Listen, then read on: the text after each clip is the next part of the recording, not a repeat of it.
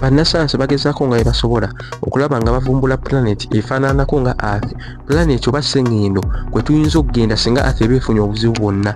Sengendo ezo ze bagezaako okuzuula teziri mu solar system yaffe naye wabula ziri wabweru wa solar system yaffe.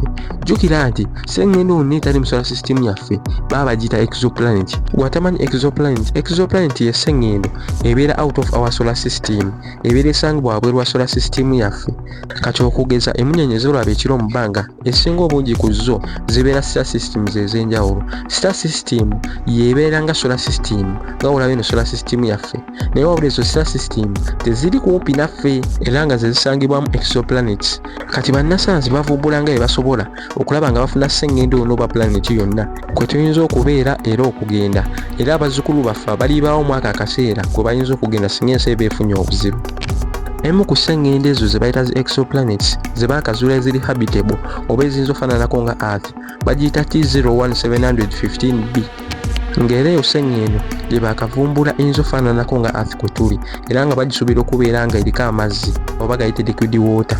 Sengendo eyo empya gye baazudde esangibwa light years 137 okuva we tuli era nga orbitinga red dwarf. Red dwarf nabagamba kye kimu ku bika by'emunyenye bye twakamanyaako ebiri eyo mu bbanga era ng'eyo sengendo neneko 1.5% okusingira ku Earth.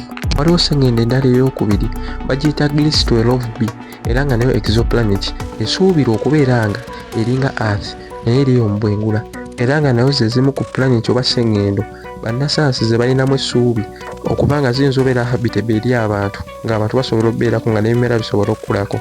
Ze zimu ku sengendo entonotono ze mbagambyeko eziri habitable, naye nga waliyo sengendo nnyingi nnyo eziri habitable ze baakazuula ze basuubira okubeera nga ziri habitable ze baakazuula eziyinza obeerako obulamu nga olaba Earth.